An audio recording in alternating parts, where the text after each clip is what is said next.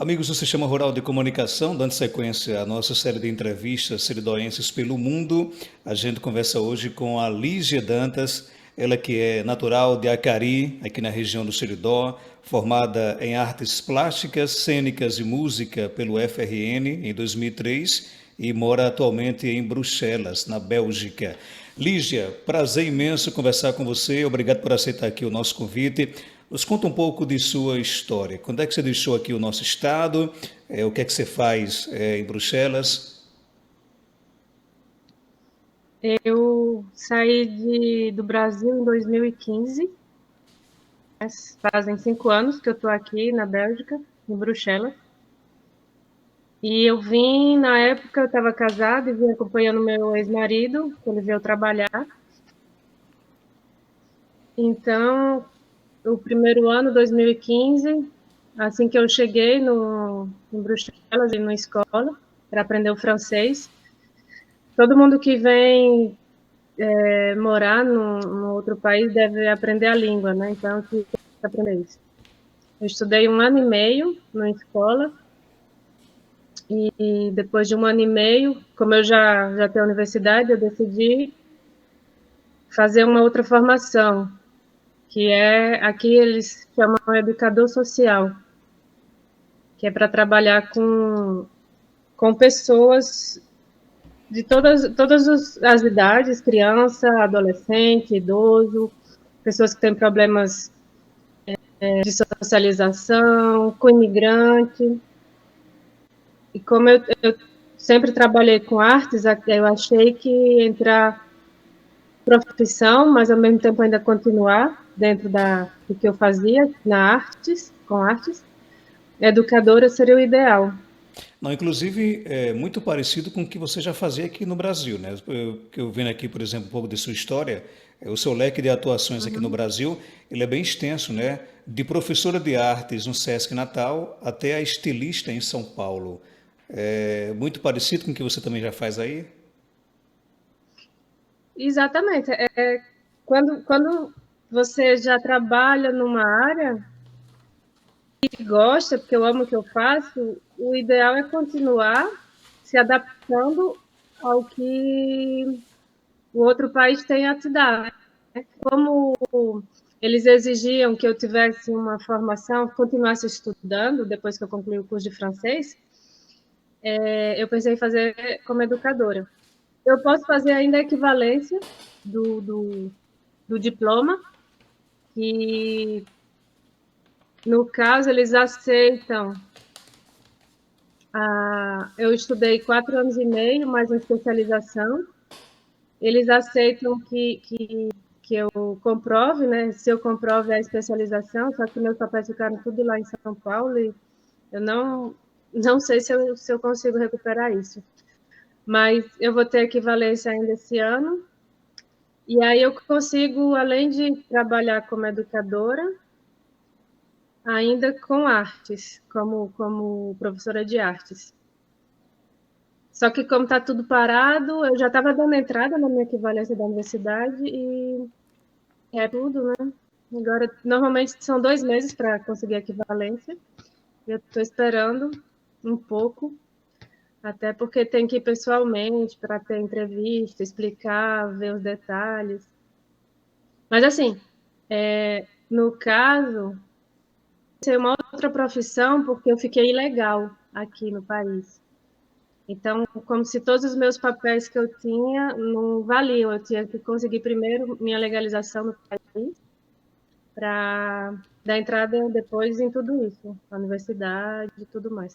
Como muita gente que vem para o país aqui, meus estudos, né, que eu fiz, foi baseado exatamente no percurso dos brasileiros aqui na Bélgica. Você vê os números das estatísticas, eles dizem que tem 10 mil brasileiros, e na realidade tem como 10 vezes não, mas 50% mais que isso. Não, são 40 mil brasileiros, 4 vezes mais, E grande que parte são desses ilegais. brasileiros estão em Bruxelas? Não. Sim, em Bruxelas, porque nas outras cidades complicado trabalho. Bruxelas é uma capital, uma cidade grande, então tem muito trabalho. A minha história, assim, se eu para você ver, quando a gente vem para outro país, você tem que se submeter. Se você não vem, ou você fica ilegal, como foi o meu caso, você tem que se adaptar ao que vai surgindo, né? Então, eu recomecei praticamente uma nova profissão, entrei como educadora, apesar que já era, mas dei continuidade. No caso, eu comecei de um nível mais baixo. Aqui é como se fosse o técnico, o magistério técnico, essa formação que eu fiz. E eu peguei os imigrantes que chegam aqui, 80, 90, mesmo 95%, vão para a limpeza. Pode chegar aqui como advogado, um médico, você é ilegal, você vai para a limpeza. É o único trabalho que eles te dão. Então, eu fiz babysitter no período que eu estudava das 9 da manhã às 5 da tarde durante 2 anos. E à noite eu fazia babysitter ainda. Isso porque eu fiquei legal, né? Que eu me separei e eu perdi meus documentos para legal. E, então, esses 2 anos eu fiz babysitter, depois eu trabalhei, e hoje eu trabalho fazendo comida, como cozinheira. E somente 4 horas por dia. O resto do meu tempo eu trabalho trabalhava, né, que agora a gente está tudo parado, associação de artes, uma associação cultural que trazia artistas do Brasil. A gente fazia ateliês de artes, tudo que tem relacionado com a cultura do Brasil, música, plásticas, literatura. Ou seja, Depois de 2000, você tem a missão, no caso, de trazer, de apresentar a cultura brasileira para as pessoas que moram em Bruxelas. Isso, exatamente. A parte assim, eu me considero privilegiada por fazer isso, porque eu já é mais a cultura nordestina. Por sorte, a associação, que é de uma paraibana, ela já está aqui há 20 anos, chegou como estagiária na época do estágio dessa minha formação de educadora, e a gente desenvolveu muita coisa juntas no Face, muita gente programava, botava tal. E eu, individualmente, eu terminei realizando noites de poesia, né? Encontros de poesia do mundo todo. E aí você cita poesia na língua natural, então vinha gente árabe, italiana, portuguesa. Isso eu faço independente da associação, que eu encontrei outros poetas também, desde os 15 anos. E tem as noites de poesia que a gente organiza, até ano passado estava organizando. Tem o forró, que aqui o povo ama o forró. Muito forró, maracatu. Acho que o pessoal que veio para cá, uma parte, são nordestinos, então trouxeram essa cultura. Outra parte é de Goiás, que gosta de sertanejo. Mas depois do ano passado, 2018, não, 2019, eu dei uma paradinha que eu engravidei, né? Tenho o meu companheiro, eu engravidei e agora eu tô com um bebê. Mas assim que retomar a vida natural, sair do confinamento, eu continuo a dar meus ateliês, que eu tenho ateliês criativos de recuperação também, com outras associações. Então, eu faço um pouquinho de tudo aqui, dentro da cultura do Brasil, que eu sempre falo, né, do que a gente sabe fazer, dos bordados, da recuperação. Às vezes, até quando a gente está fazendo os ateliês, eu canto algumas cantigas que eu aprendi com a minha avó, de boiadeiro, assim, que eu ainda lembro. E o pessoal é tudo curioso, porque pensa que Brasil é só samba. não tem outra coisa, né? Então, eu sempre estou explicando muitas vezes como é a cultura do Brasil aqui. Inclusive, você também conseguiu trazer do Brasil essa questão da solidariedade, né? Porque tomei conhecimento que você está aí dando a sua contribuição, né, para algumas pessoas, digamos assim, se proteger dessa questão do coronavírus, não é isso? Porque como eu, depois de 2018, com a associação, né, a gente estava dando ateliês de costura. E aí o fato de saber costurar ajuda muito aqui o pessoal para costurar mais. Então, como eu estou em casa, sem de licença maternidade, o meu bebê já tem 4 meses, ele já dá para eu costurar e ele fica do meu lado, tudo. Decidi fazer, eu botei um anúncio na janela de onde eu moro, no apartamento, dizendo para os vizinhos que quem quisesse que eu costurasse mais, eu estava fazendo pelo preço do material somente, porque aqui o pessoal está cobrando, vamos dizer, R$ 10, R$ 5, e eu só estou cobrando R$ 2. 2 euros, mas eu digo que é sempre o valor do local, né? Dois reais, como se fosse. E aí, nossa, depois que eu fiz isso, os vizinhos, todo mundo traz tecido, eu costuro. Faz uma semana que por dia eu tô com 50 máscaras. Ontem eu consegui ainda fazer 80. Você já confeccionou quantas máscaras ao todo? Eu posso até contar, mas no começo eu fiz para uma associação de uma amiga minha que é brasileira, ela é diretora da associação para ajudar idosos que tiveram depressão. Aí ela me pediu para fazer as máscaras para os funcionários, são 200. Eu trouxe o tecido, eu não cobrei nada e fiz em uma semana 200. Mas foi logo no começo, né? Em 5 dias eu fiz as 200. Aí depois dela eu botei para os vizinhos e acho que deve ter já nem nem é preciso saber, desde que eu sei que estou ajudando. Tem muita gente de idade que vem, muito idoso que me pede. Se eu tiver na mesma hora, eu dou. Mas, na realidade, eu estou fazendo para o pessoal de casa de repouso, abrigo de idoso também, aqui.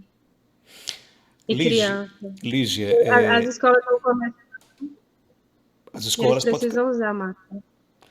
Em todo caso, você está doando as máscaras que você fabrica para os abrigos, para os idosos, para as escolas e também para a vizinhança. Mas no bairro, vamos dizer assim, o abrigo de idoso que é do bairro, a escola que é do bairro. Também sou sozinha, não dá para dar para muita gente, senão eu nem durmo.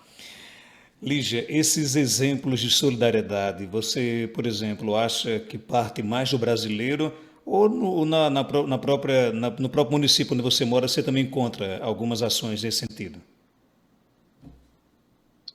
Olha só, como eu estou no ajuda a imigrante, porque eu conheço muito brasileiro que está ajudando. Por exemplo, tem um amigo meu que é artista, que ele pega doação de outras pessoas. Eu acho que tem brasileiros e tem belgas, e estrangeiros em geral, que dão comida para ele e ele sai distribuindo às pessoas que moram na rua. E pelo que eu vi aqui, as iniciativas partem muito de quem já está no meio, que já sabe da dificuldade dos outros. Então, tem de tudo, tem do país, tem belga, tem estrangeiro, tem gente que, como aqui tem muita gente de guerra, Sírio, Afeganistão, esse povo que a gente nunca imagina, mas que vem de guerra e que já sobreviveu, já se reergueu. Então, eles tentam ajudar outras pessoas. Lígia, além desse trabalho da associação, você encontra também tempo, já encontrou tempo para exercer as suas outras duas artes, por exemplo, a questão da poesia, né? e também a questão da moda, que eu sei que você também gosta muito de moda, não é isso? Uhum. Na moda, eu uso junto dos ateliês criativos que eu dou nas associações aqui, num projeto que a gente tem que é Tulante, que é uma toalha que a gente usa no verão. Todas as associações que quiserem participar, por exemplo, é um projeto que eu e uma amiga minha italiana, ela criou e me pediu ajuda, então eu comecei a bordar, ela só tinha os contatos. Aí eu vou nas associações que cria uma toalha com música, com imagens do país. Então a gente borda tudo isso, borda palavras, borda imagens. É assim que eu consigo fazer um pouco da moda. É com bordado, é com recuperação também, porque eu sou contra o consumismo. Então tudo que a gente pode recuperar, eu faço isso nos meus ateliês.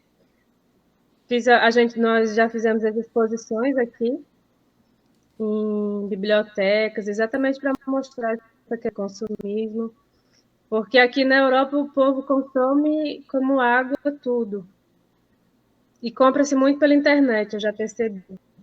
Ninguém tem sei lá, a iniciativa de pegar alguma coisa e transformar, prefere comprar. Até porque não custa super barato, muito barato as coisas. E quando chega alguém que, sei lá, só um exemplo, você pega uma garrafa PET, né, uma garrafa de plástico, eu tenho um ateliê que eu pego a garrafa de plástico e transformo em brinquedo de criança, fica todo mundo assim, oh! E aí chega alguém que diz, ai, mas é tão baratinho um brinquedo. Eu falo, mas será que não é melhor ensinar para sua criança a fazer algo com as próprias mãos, né, com a criatividade? Então, mas tem muito, sabe, desse tipo de coisa, de ajuda para as pessoas, que foi a sua pergunta inicial, né? Tem muitas associações que ajudam as pessoas, Lígia, a maioria é imigrante. certo. Me fala um pouco agora da situação que se encontra Bruxelas, desde que foi iniciada essa pandemia do coronavírus. O que é que mudou na cidade? O que é que mudou no dia a dia das pessoas?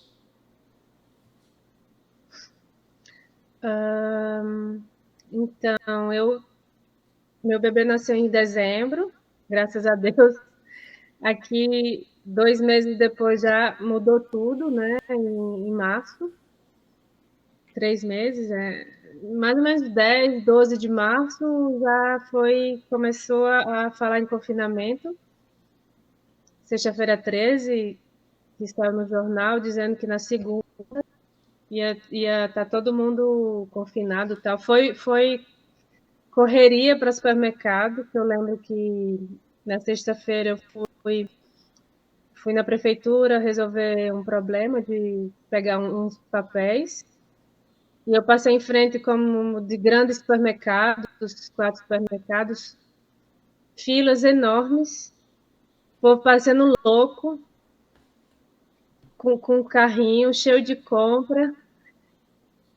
E eu pensei, poxa, eu também deveria comprar, que eu tenho um bebê e tal, mas não tenho como. Carregando o bebê compra. Então, depois que eu resolvi essa história toda, eu terminei indo num mercadinho perto de casa, que estava lotado também. E eu pensava no comprar o básico, para passar um pouco de tempo para ver, né? Porque o que as pessoas se preocuparam era confinamento. Agora, ninguém pode sair de casa. E não, o governo aqui falou, não precisa fazer compra, estocar, vocês vão poder sair, né?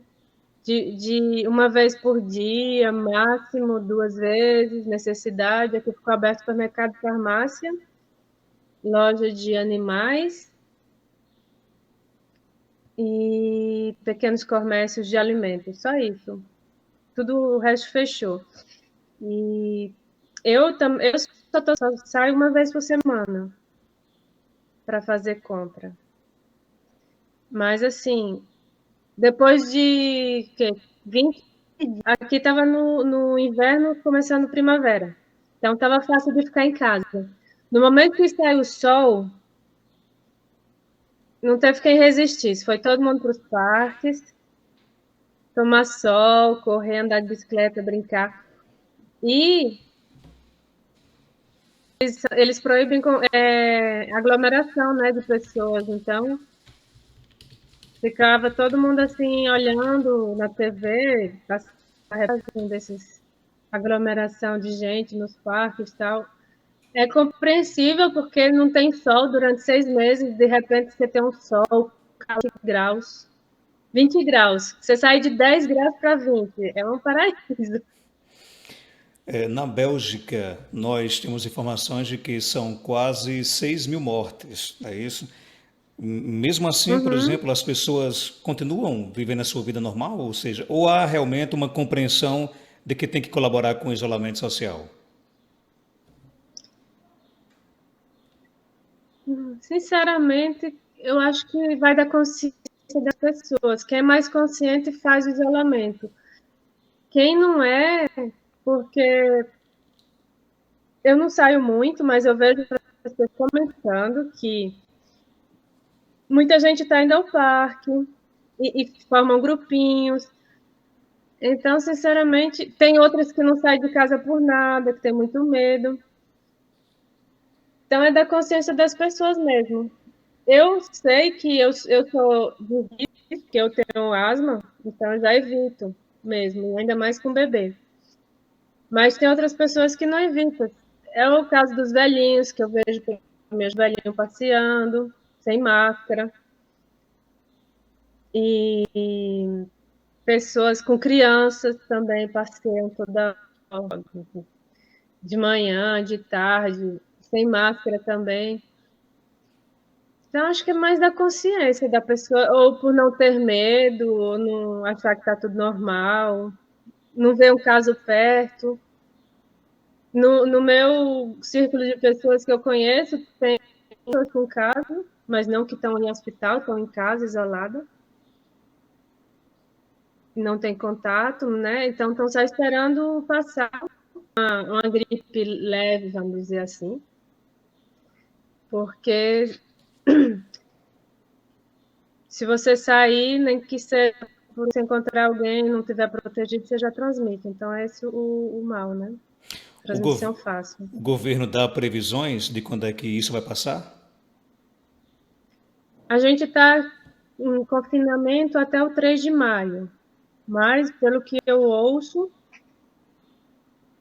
vai ser progressivo, né? Vai começar a sair as pessoas que têm menos risco, né? Jovens até 40 anos, eu acho, 25. Aí depois as outras pessoas, mas sempre com máscara. Todo mundo com máscara. Lígia, e o Uma governo. coisa, uma coisa, Pois não, pode ficar à vontade. uma coisa admirável que acontece aqui é que eles batem palmas para os funcionários da saúde toda noite às 8 horas da noite. Todo mundo vai para a janela e bate palma, agradecendo o pessoal da saúde. Aqui eles respeitam bastante, ajudam, todo mundo fornece. Tem tipo um revezamento de pessoas que levam comida, funcionários dos hospitais, restaurantes que estão fechados, né? Que tem comida que para não estragar também. Fazem a comida e fazem revezamento. Cada restaurante, uma vez na semana, providencia de preparar a comida para o pessoal do hospital. O governo dá algum incentivo para que, por exemplo, as pessoas fiquem em casa? Eu sei que tem muita gente que não está trabalhando, as contas estão chegando. Existem incentivos por parte do governo? Tem. Aqui, por exemplo, eles chamam o seguro-desemprego, que é aí no Brasil, aqui tem o seguro temporário, que o governo paga 60 a 70% do salário da pessoa, né, para ela ficar em casa. Então, hoje mesmo eu conversei com umas moças que me pediram máscaras, a gente está até setembro em casa, trabalhávamos em hotel, mas a gente está tranquila com o seguro. Mesmo que seja 60, você ainda tem esse dinheiro para pagar as contas, porque aqui a comida não é cara, o aluguel, se são duas pessoas, com esses 60%, 70% do salário, dá para pagar o aluguel, duas pessoas, tranquilo. O que é mais difícil é para os independentes, né? Quem é dono de, não sei, uma loja, uma cabeleireiro, pessoas assim independentes, que creio eu está mais difícil. O governo, no caso, vai reduzir quem tem para pagar, por exemplo, a casa própria, vai reduzir as prestações. Aqui comigo, por exemplo, a internet é ilimitada, telefone antes eu pagava para ligar, agora também eu posso ligar de graça. E a água e a eletricidade, eles colocam um valor mais baixo.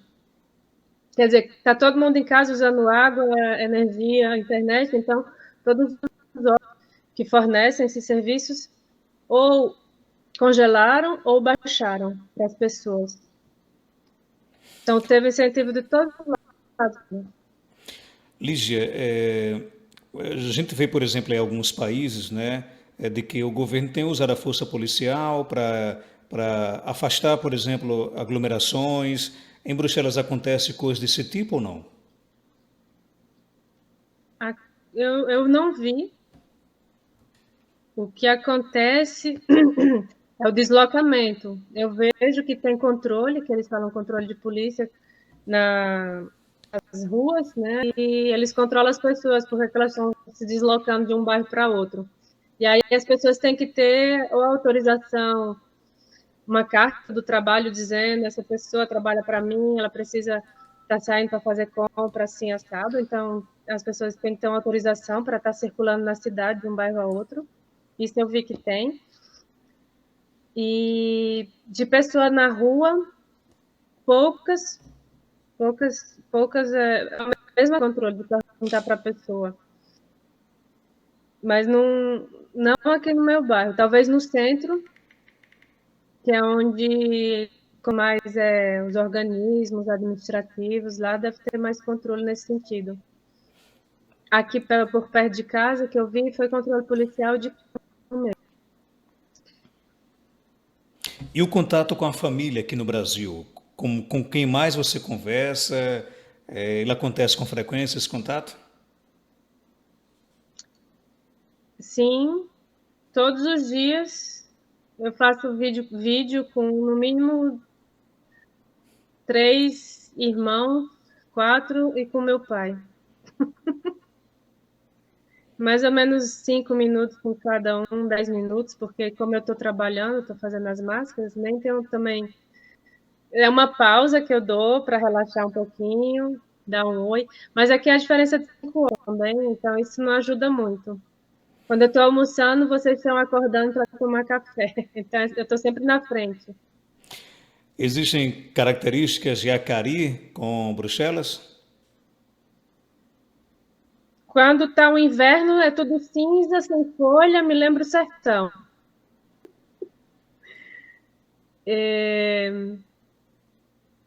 A referência que eu tenho, né, eu vejo as árvores tudo secas, não tem uma folha, eu penso, olha, parece o sertão. A diferença é que está 0 grau, às vezes negativo. Comidas, teve um encontro de uma amiga minha que tem uma produtora cultural. Ela trouxe um alagoano para fazer uma exposição de artes e ela convidou alguns nordestinos para participar. E nesse dia a gente descobriu, com uma historiadora aqui na Bélgica, teve muito, na época da colonização, né, do Nordeste, teve muito belga que foi para o Nordeste, para o Recife, e ele fez referência que o nosso queijo de coalho foram os holandeses, os belgas, que levaram daqui para o Seridó. Uma parte, né, dos holandeses de Pernambuco que foram para o Seridó. Porque aqui é a divisa com a Holanda, tem muito holandês que mora na Bélgica. Aí eu disse isso do queijo de coalho, descobri a história dos diques, que são os açudes que a gente faz no sertão, que também foi uma influência dos holandeses, que aqui eles são expertos em dique, em reservar água, né, em fazer barragens, barreiras para as águas. Foi a barragem, o queijo, as rendas de Caicó, que aqui tem muita renda, a renda de Bruges, que é muito conhecida. E acho que isso. Tem outra coisa. Eu ainda descobri que eu tenho na minha família também, descobri isso estudando genética, né, hereditariedade, árvore genealógica, que a família do meu avô veio daqui, que é uma cidadezinha conhecida, muito bonita, a Cidade das Rendas. Até comentei com a minha família que a gente tinha sangue ainda holandês. Eu digo holandês porque nessa época de 1500, 1400, não existia Bélgica, existia só Holanda, que era um grande país, a Holanda. Os Países Baixos que eles falam. Então, terminei vindo para o lugar dos meus ancestrais, dizer assim. Então você está em Eu casa, né? adoro aqui, amo. Sim, me sinto muito bem aqui. Lígia, só para a gente fechar, que lição você tira de tudo isso? A gente sabe que nas grandes crises a gente também consegue tirar algumas lições, né? O que é que de lição você tira de toda essa pandemia? Que não pode faltar esperança, que tudo vai melhorar e o amor que a gente tem pela família, pelas pessoas que estão perto de você, é o que te suporta, né? Ajudar esse amor fazendo ajudar os outros, e isso dá mais força ainda para você seguir. Ficar sem fazer nada é a pior coisa, eu digo. Então, sei lá, às vezes eu escuto as pessoas dizendo, ai, falando tanto da vida uns dos outros, está confinado, fica prestando atenção no que o outro está fazendo, no que não está fazendo. Aí eu digo logo, vai ver quem está precisando de uma trabalho, arrecadar uma comida para dar para quem perdeu o trabalho, que não tem como sustentar a família, sabe? Tem tanta coisa para fazer, não ficar pensando fazer mal ao outro, olhar o que ele está fazendo de ruim, às vezes não vê nem o que está fazendo de bom. Só isso. Nessa hora, eu acho que o melhor é cuidar de si, dos outros, mas sempre pensando em ajudar. Eu queria que agradecer a sua participação. Que mensagem você deixa para os seus conterrâneos de Acari e também no Seridó?